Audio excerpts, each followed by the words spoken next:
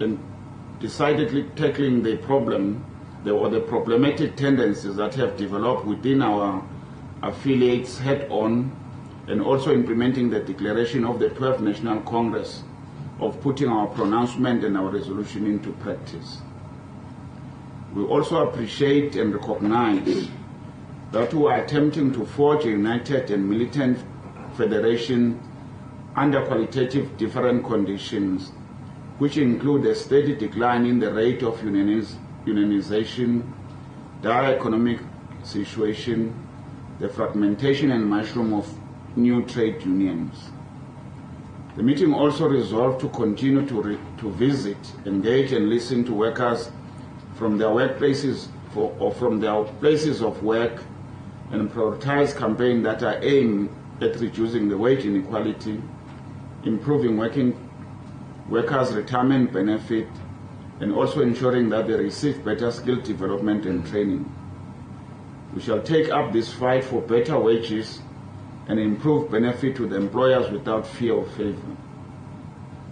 The CEC was happy that the Federation has spent the last 12 months since the 12th National Congress focusing on its intention to broad social and policy issues and also addressing the immediate concerns of its members. We are gradually reasserting ourselves as a social force for transformation and are also diligently rebuilding our organized power, including our capacity to mobilize. The activities, campaigns, meetings and congresses of the Federation and its affiliate have proven that COSATU remain committed to the worker control and democracy. The struggle that we have waged since our last Congress prove without doubt that COSATU has partially recovered from its disarray and is focusing its energies on worker issues. We have shown this recovery by influencing public policy discussion and working hard to monitor and push government to stick to its promises and commitments. This is evidenced by our ability to stop the implementation of the Taxation Law Amendment Act, defeating reactionary lobby groups like the Free Market Foundation, South African Institution of Race Relations, and backward-looking political parties like the DA in their attempt to attack the national minimum wage and collective bargaining and other progressive policies. It is COSATU that has successfully pushed for the adoption of the UIF Amendment Bill, which has finally been adopted by the National Assembly's Portfolio Committee on Labour and the National Council of Provinces. It is a progressive bill which will see billions of rand of the UIF funds channeled to the workers by increasing UIF benefits from 8 months to 12 months, increasing maternity leave payment from the 54% of income to 66%, including mothers who has miscarriages in the 3rd trimester and stillborn under maternity leave. It will empower the minister to set special regulation for domestic workers on the issue of maternity leave. It is COSATU that has managed to remove from the bill controversial section that the Department of Labour brought to it after the bill have left NETLAC, for example, the clause dealing with abortion. We are currently busy engaging with government and other social partners at NETLAC on how to expand access to the UIF to cover the informal sector and self-employed workers like the taxi drivers, including paternity and parental and adoption leave. We have also successfully forced government and business into negotiation for the legislated national minimum wage and made sure that those who were hell-bent on undermining and ultimately killing the national minimum wage do not succeed. The Federation was also forced government to release a white paper of the national health insurance, and our focus now is on winning the battle of getting the NHI implemented in our lifetime. We'll fight any attempt to delay or to sabotage the implementation of the NHI inside or outside of the government. We have pushed and persuaded our government into releasing the comprehensive social security discussion paper for the discussion at NETLAC. This paper has been released, and we shall be going to NETLAC to ensure that it serves the interests and aspirations of the workers and the working class. The Federation has ensured that the National Parliament passes the extension of Security of Tenure Amendment Bill in 2017. We have made sure that its key progressive clauses include protecting farm workers from eviction, provide legal representation to farm workers or to farm workers facing eviction, and ensure that the human and other rights of farm workers are not violated. The bill shall also enshrine the legal rights of farm workers' dependents and relatives, granting access to grave site to farm workers, and also compel farm workers to maintain the homes of farm workers.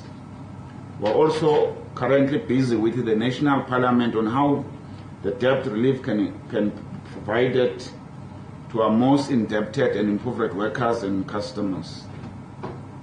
The CEC expressed satisfaction with the overall turnout of the workers during its one-day national strikes to mark the International Day for Decent Work on the 7th of October 2016. Despite all the victimization and intimidation, most workers came out to send a clear message to both government and big businesses that the status quo is unacceptable. Workers make it very clear to employers that they are ready to fight. We shall continue to intensify our campaigns with the understanding that this will be a long and protracted struggle to achieve decent work for South African workers. We are busy representing all workers that were victimized by employers for participation in the October 7 for the decent work. Going forward, we'll defend our rights to collective bargaining with everything we have, and we'll keep pushing back against all those who are hell-bent on taking away our hard-won rights. We have the Department of Labor in our radar for its failure to ensure employers' compliance with the country's labor laws, and all those employers who continue to seek creative ways on evading compliance with the labor legislation. In celebrating the 31st anniversary of COSATU, the CEC acknowledged the remarkable resilience and political maturity of the Federation and its capacity to analyze and evolve without the changing times. We have shown a remarkable improvement over the last year, and despite some shortcomings, we remain the best organized and the class-conscious giant federation of South African workers. It is within this spirit and commitment to remain a fighting, militant, campaigning federation of workers that will approach our work going forward. The meeting also noted the continued offensive misinformation campaign and rumor mongering intended to weaken and undermine the Federation and its affiliates. The CEC appreciated the Federation's vigilance and its effort in ensuring that the workers are not complacent, their unions are not bureaucratic, and that the unity and the cohesion of the Federation remains sacrosanct. On socio-economic assessment, COSATU is worried that government's adherence to the current neoliberal paradigm, their preoccupation with reducing the budget deficit to pacify rating agencies will not resolve our economic crisis. This is happening at a time when the cost of living has risen, with severe impact on poor households that average spend about 34% of their income on food, as inflation rose in September 2014 from 4.6 to 6.1% in 2016. This is taking place in the context where around half of the population is poor and experiencing food security or food insecurity and hunger. We are worried by government's failure and lack of political will to implement the NHI and free education. The CEC condemn the National Treasury for opportunistically trying to use the low economic growth and declining revenue collected to the fiscus as a pretext to lobby for the permanent scrapping of these policy imperatives. COSATU will fight any attempt to sabotage the NHI and failure to roll out free education for the poor. We shall continue to monitor the work of both the Competitions Commission's Health Market Inquiry and the Davis Tax Committee, because we are aware that their finding will have a far-reaching implication on the implementation of the NHI. The Federation has tabled Section 77 notice, or NETLAC notice, in demand of the free education, and we shall be liaising with all the stakeholders and mobilizing our members and workers in general for a possible national strike if there is no solution to the impasse is found.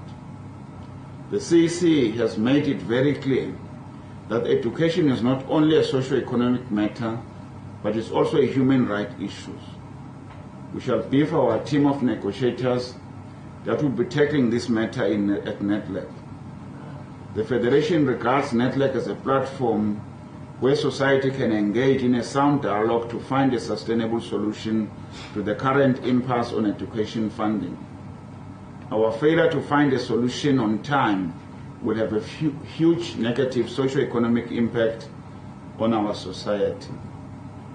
We are reiterating our call for the introduction of wealth tax that will help with the funding of free education, that the country's budgets must prioritize free education. This process of finding a sustainable solution or funding model should be linked to the demand for a curriculum transformation. We need it that is decolonized and not Eurocentric, but that also respond to the needs of this continent and our country in particular. The Federation rejects the National Treasury's austerity measures that have resulted in government permanently closing existing public service vacancies. We caution government that will not allow them to use the moratorium on wage increases on political office bearers as a prelude to introduce the same wage cuts in the next round of the public sector wage negotiation next year. The meeting resolved to start the mobilization process in the public service in preparation for the anticipated battles ahead. We issue a call to all our members in the public service to prepare for a serious pushback against the government austerity measures and realize that nothing will be given, but everything will have to be gained through the struggle in the next round of the public service wage negotiation. On the economy and unemployment, the CEC reiterated its frustration with the slow pace of transformation of the ownership and control of the South African economy. The South African economy and the land are increasingly foreign-owned, as evidenced by mergers and acquisition. Unfortunately, similar to the international experience, this investment has resulted in the loss of jobs over the time in the acquired companies. The new report by Stats SA that shows that South Africa's jobless rate rose to a new record high of 27.1% in the third quarter should prove as a call to action for both government and big business. COSATU has argued that in order to address unemployment in this country, we need to address the legacy of concentration and domination of South African economy by a few monopolies. There is little space for South African small firms to succeed and create jobs for the 9 million unemployed workers because the economy is dominated by cartels. This is in addition to a high administrative price, such as electricity, transport cost, non-availability of cheap finance, and the contradictory microeconomic policies which stifle the impact of industrial policies. The fact that South Africa has the highest jobless rate of more than 60 emerging and developing countries, according to Bloomberg, and also that we have the highest rate of unemployment since 2003, is unmitigated disaster. This is unacceptable when you consider that the estimated cash held by all JSE companies is now close to 600 billion on deposit in the South African banks, and that this has increased since 2008 financial crisis. Despite the loss of 1 million jobs due to the crisis, companies have continued to increase their profit instead of increasing investment in South Africa. Most local companies, such as Sasol, Life Healthcare, Stanford, have decided to invest in developed countries like Britain and Australia. The Federation is adamant that some of these investment measures and acquisition are often done to increase the egos of the CEOs, increase the bonuses of the CEOs, rather than to increase the technological capacity of their companies to create jobs. Most of these transactions have resulted in more job losses, and they tend to create a crisis of profit long term. The CEC shall campaign for stricter investment laws to ensure that the merger and acquisition transactions do not result in job losses. The Competition Act should be amended to prohibit job losses 10 years after the merger. It is not enough to make it a condition that there will be no job losses only for 2 years, and this should include Section 189A on retrenchment. The flexibility around the retrenchment of workers has allowed employers to abuse workers as retrenchment under the Section 189A, and can be used to do anything that is prohibited under the LRA, as long as it can be proved that the retrenchment is within the Section 189A. COSATU wants to see a review of the legislation that regulates retrenchments. Business should not be allowed to make profit while not giving back to the society by hiding behind the so-called lack of confidence in government. There cannot be a question policy uncertainty when South African government has adopted the National Development Plan, the New Growth Pact, and the Industrial Policy Action Plans. Therefore, we view business reluctance to reinvest in their profit in South Africa as a form of political pressure rather than for business reason.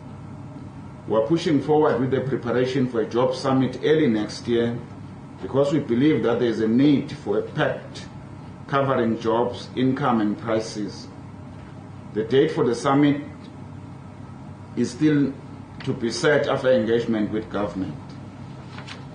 On politics, the meeting expressed concerns that the alliance is struggling to define and unite itself after the local government election campaign saw serious division and the election results saw the ANC lose support. We spent a lot of time discussing the future of the alliance and its relevance in achieving the goals and aspirations of the working class. We find it troubling that our movement continues to be preoccupied with its internal challenges and continues to be caught up in the relentless partisan fighting and politically gridlock.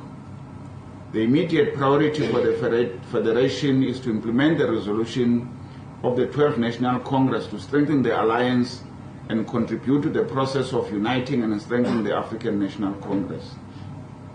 We'll do so by frankly engaging with our alliance partners, and will defend them when it's necessary, but also criticize them when there is a need to do so.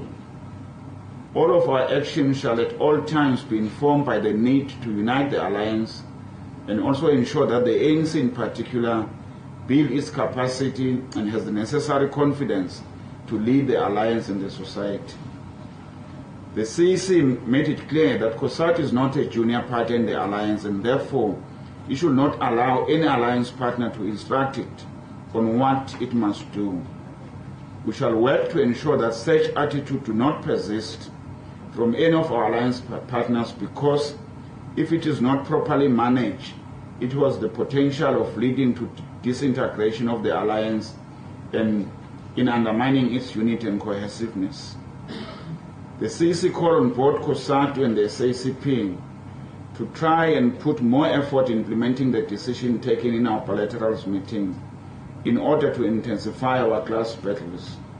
The meeting also called on these two left formation to continue engaging each other on the state and national democratic revolution, including assessing challenges, opportunities, and threats facing the revolution.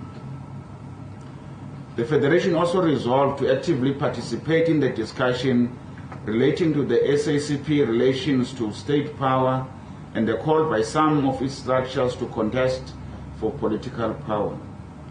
We want to make sure that this debate is not reduced to a mere call for the SACP to contest in election for its own sake, but that it answers some fundamental theoretical and practical question on how we are going to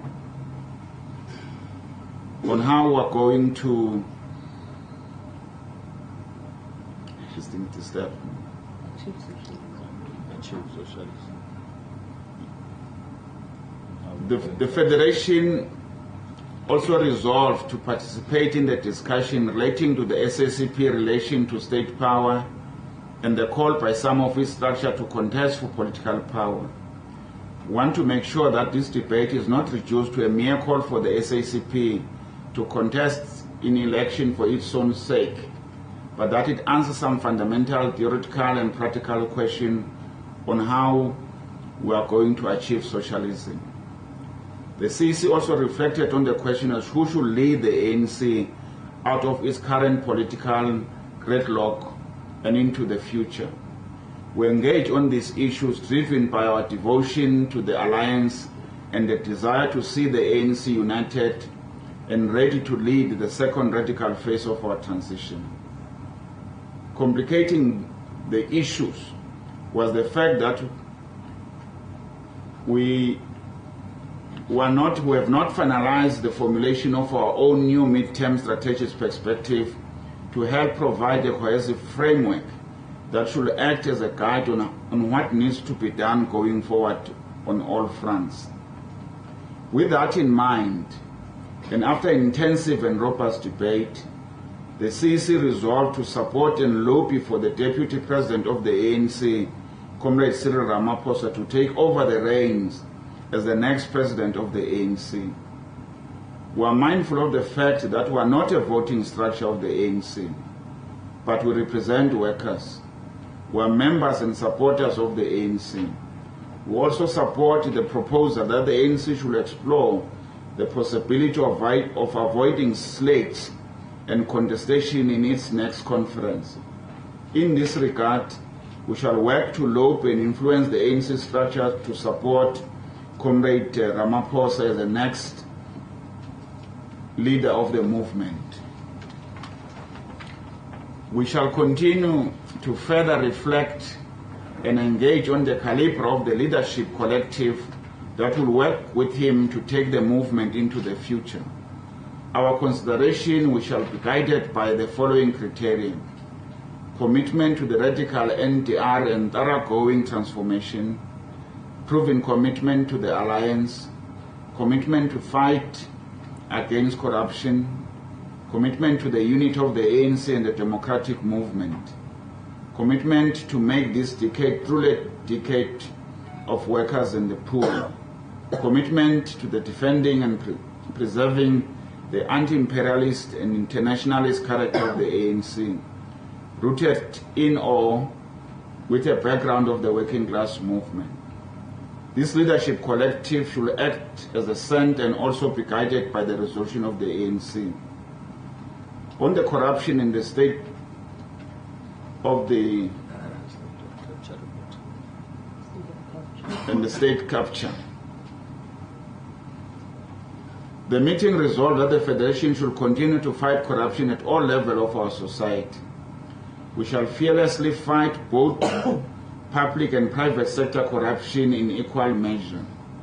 The meeting supported the call for a judiciary inquiry to look into the alleged corruptive relationship between President Zuma and other cabinet ministers and the Gupta family. The CEC cautioned against the public lynching of those who have not been found guilty in the courts of law, but also insisted that those found guilty should be held accountable for their action and face the music.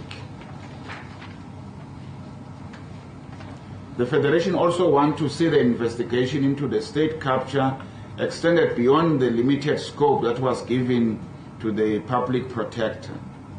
It is troubling for us that despite the existence of many resolutions of the ANC conferences and the Alliance Summit on Economy, our microeconomic policies are dictated by finance monopoly capital, with the sovereign rating agency providing ongoing oversight role. This represents the capture of our institution by the private interest. We need an investigation on the extent that government institutions have been captured, seeing that many organs and functions of the South African state are outsourced to capital, including policy making and research as shown by the national minimum wage debate at NETLAC and recently the NHI. Politically, we also have the responsibility to reflect and debate whether the ANC has the capacity, consciousness and commitment to use its access to the state to resist the power of monopoly capital and to catalyze radical socio-economic transformation. On violence in the mining sector, the CEC condemned the failure of government leadership to provide the necessary leadership to stop the continuing killing in the mining sectors. Many members of the NUM have been victims of violence across the sector. We are happy that some AMCU members have been sentenced to life prison for their crimes against the NUM members, but we are also disappointed that some of the charges against alleged perpetrators were dropped. The Federation is calling for calm in the mining sector and remain committed to peace among the workers and strongly support the principle of freedom of association, especially for the working class. The meeting has submitted a vote of no confidence to the Minister of Mineral Resources, Minister Msebenzi Zwane, as a minister in this sector. He is a weak and polarized figure that has failed to deal with the biggest issues like retrenchment, illegal mining, and ongoing violence. His collusion with other unions to isolate and attack the NUM was the last straw for the Federation. We are calling him to step down or be dismissed. Thank you very much. Thank you, Nopala, for that short statement. We are going to allow all of your colleagues to raise your questions of clarity.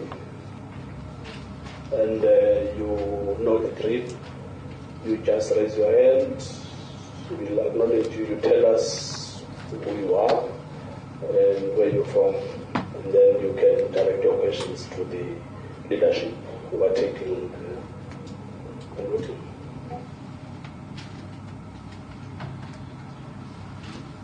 Okay, let's go. Okay, Matlatiganans from News 24. Just wanted to know what influenced or what were the reasons to finally endorse the Deputy President Cyril Ramaphosa to take over from the ANC, and are there any conditions with that support? Because in the next paragraph you're talking about reflecting on the collective leadership with certain criteria to go with it.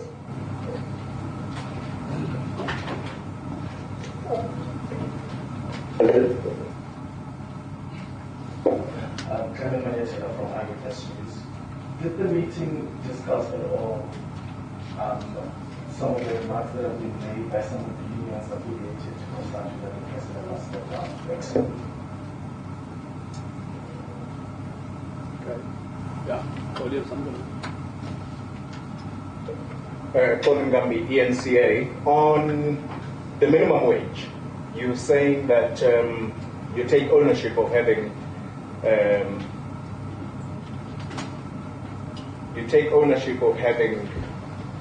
ensured that the negotiations between government and business take place in the first place.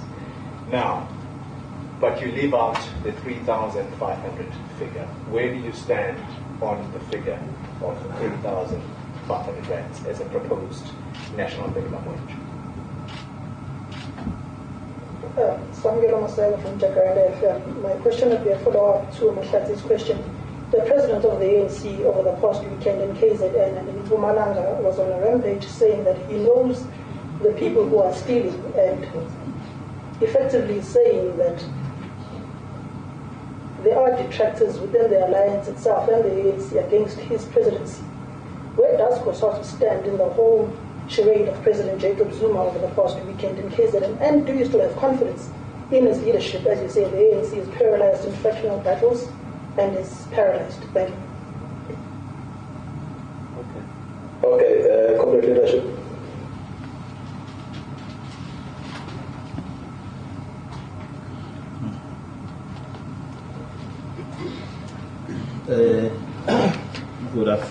Good morning.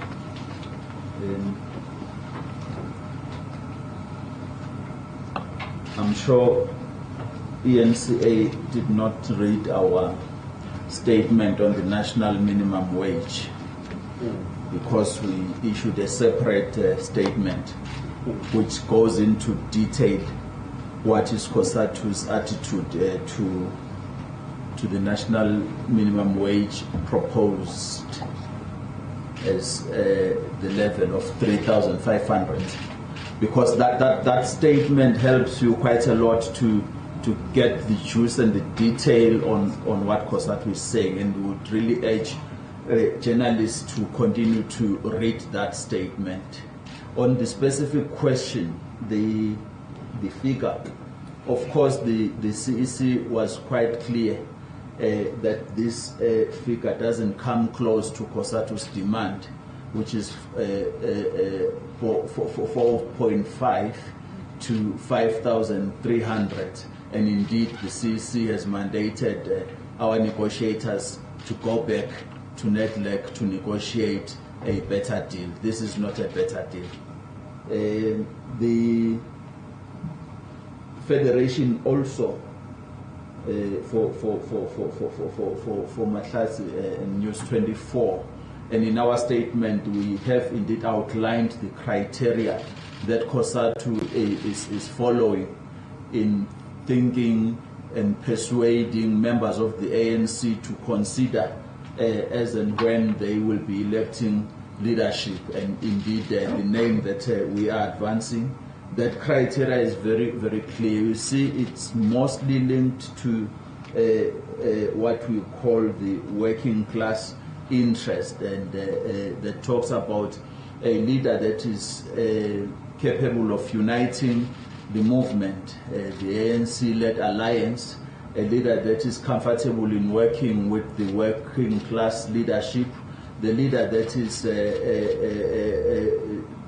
not willing to be corruptible or can do corruption, a leader that is able to take us forward from the situation. Of course, that's in the context of the leadership collective, that the members of the ANC will have to be electing come 2017 conference of the ANC. And I want to reiterate the point that we are making. We understand very well that we are not a branch of the ANC. We are COSATU and ally to the African National Congress, and we're saying this thing informed precisely by that because we are allies and we are impacted by decisions of the ANC members as they go to conferences. So that will be on that one. I will leave the others for the leadership collective to respond to.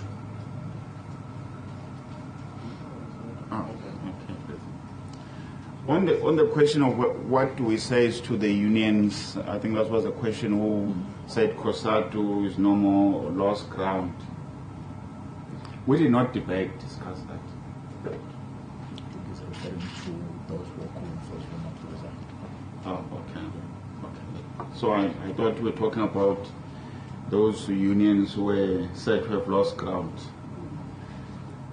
On the question of the utterances of the president in terms of where it was going, we never discussed that either. What we discussed was that we want to help the ANC to come out from its challenges. We met with the ANC in the Alliance Political Council. Before that, we have bilaterals with the ANC top 6. We met again in the Alliance Political Council.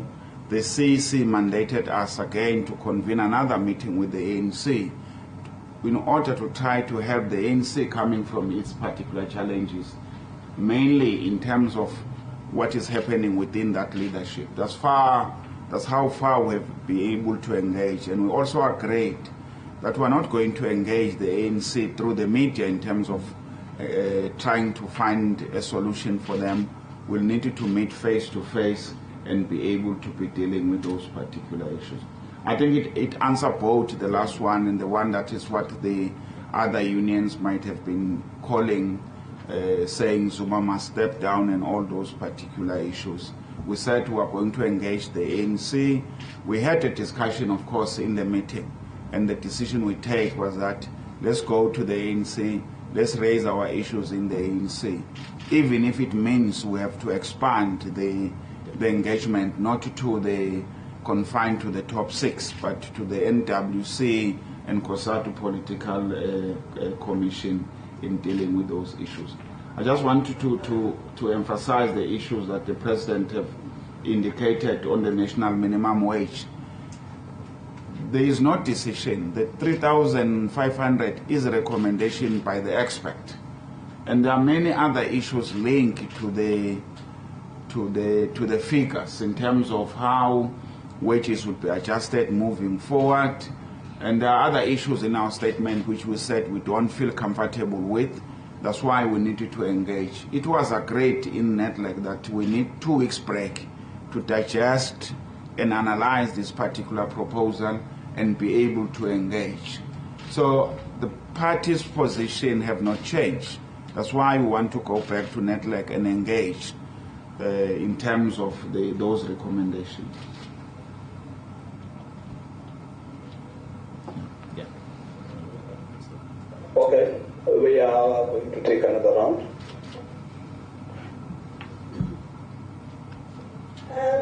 Just on the ratings agency, you're very critical of them, but our understanding is that COSATU has been part of that government, business and labor going to the ratings agencies to talk to them about, or to at least encourage them or to make them aware that South Africa is working on its economic challenges.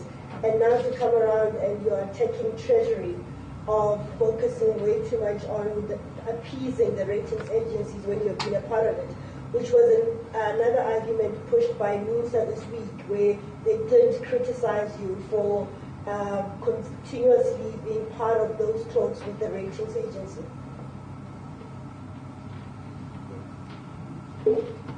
Thank you so much. It's Sam Kokeli from Bloomberg News.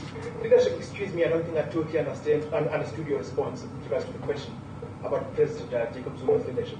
What's your view on the calls from many affiliates of COSATU that President Jacob Zuma should not finish the second term and that he should quit? What's your take on that? Thank you.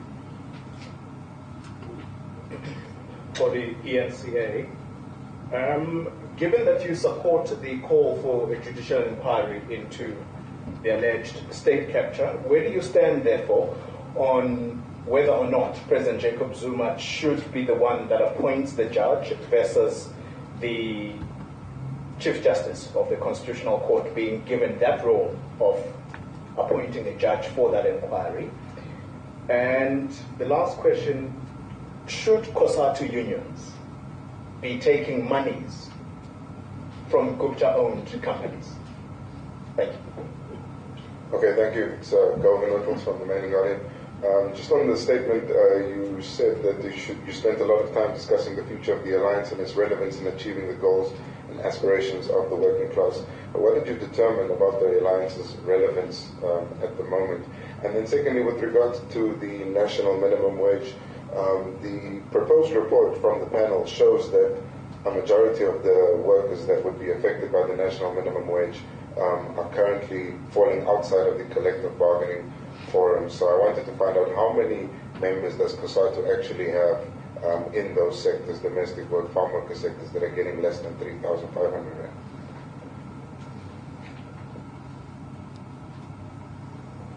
Good afternoon and good morning, and thank you for taking my question. It's Bonora from the New Age.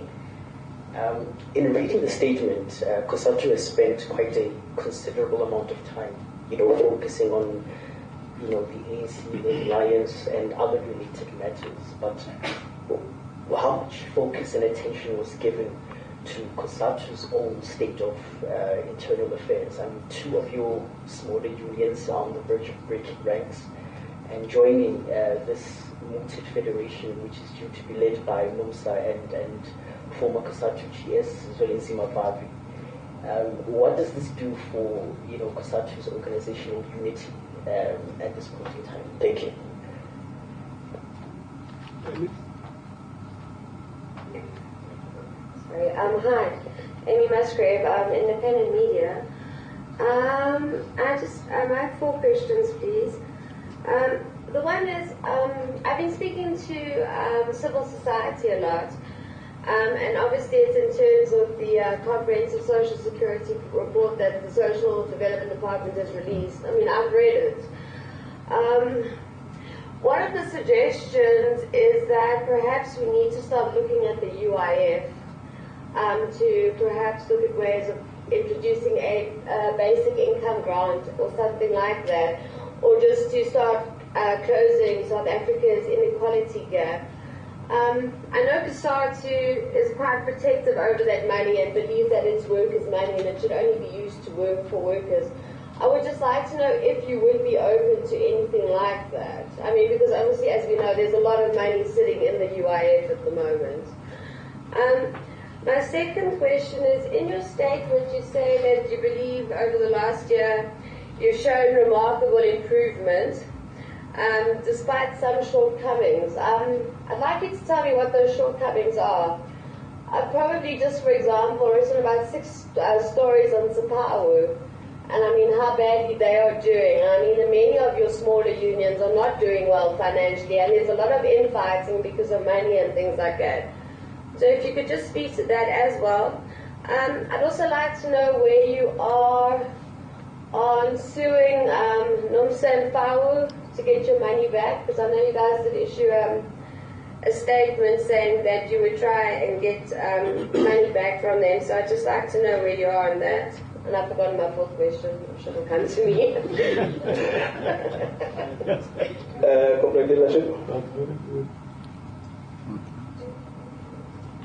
Thank you very much.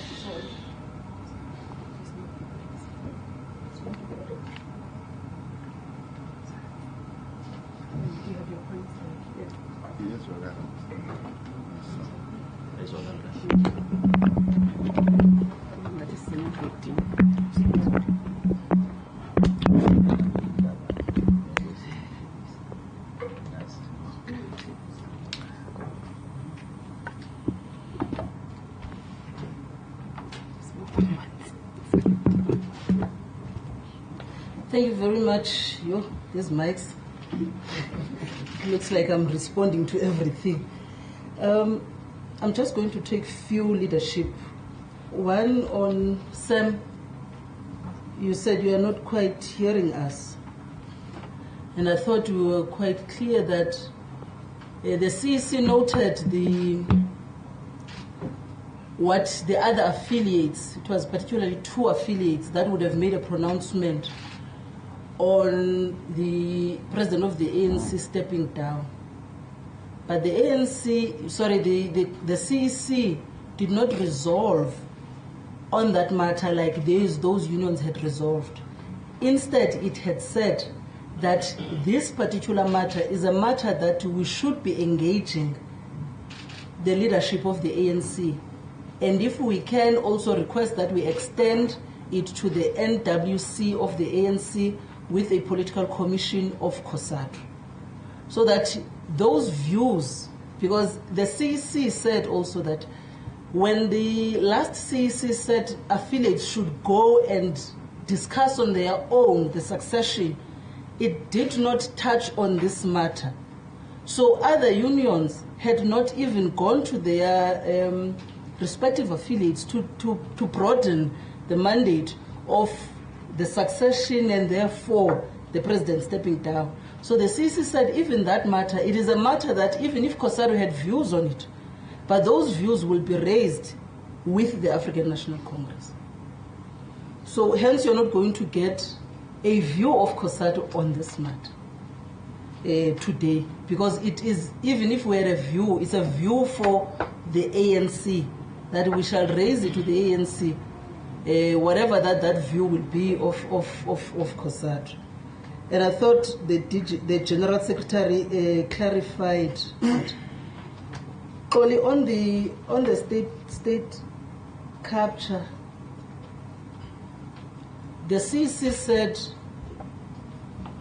we welcome the report and the recommendations. So the recommendations are very clear, that the Chief Justice, isn't it, that he is the one that should appoint. So that's what the CEC confined itself on. It did not respond to what the president may have said.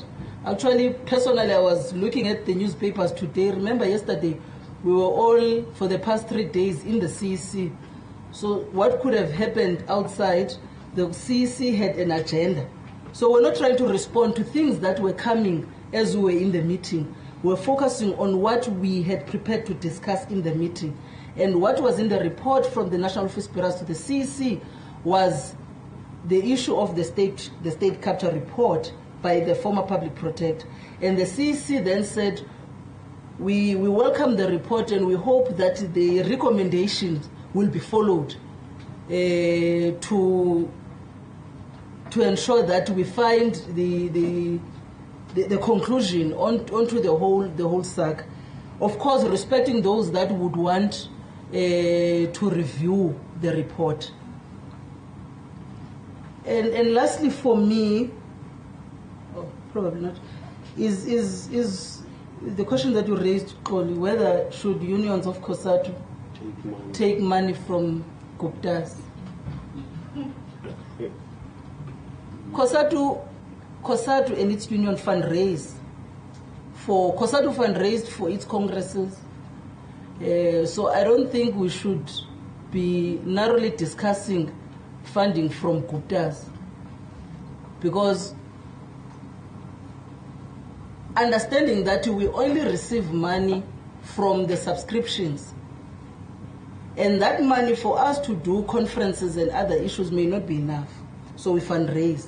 But what is important is that we don't fall into this narrative that he who pays the piper plays the music.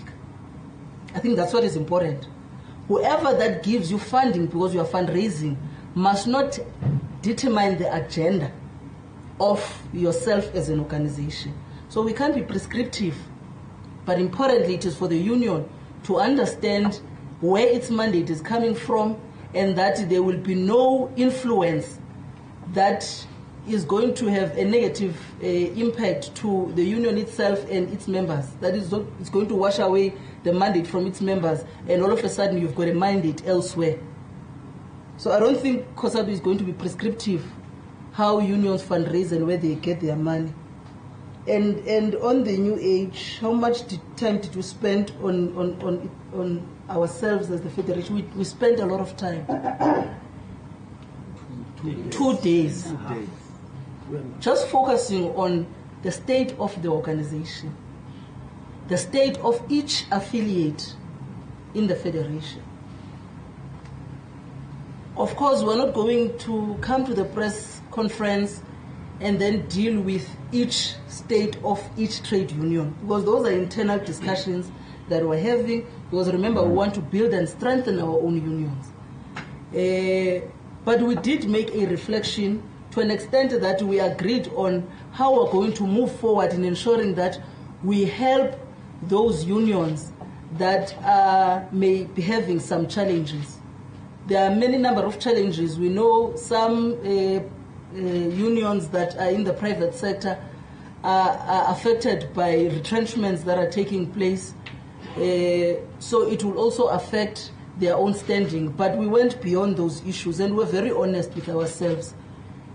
And importantly for us, we also made a reflection. You will see in the statement we're talking about going back to basics and coming from our own Congress, how far have we gone in implementing our Congress resolution, in a listening campaign, going to our members and hearing what is it that they proud themselves of being members of each affiliate and therefore affiliated to COSATU, but also what are the issues that they may raise to be their own challenges, coming from unions and also from the employers.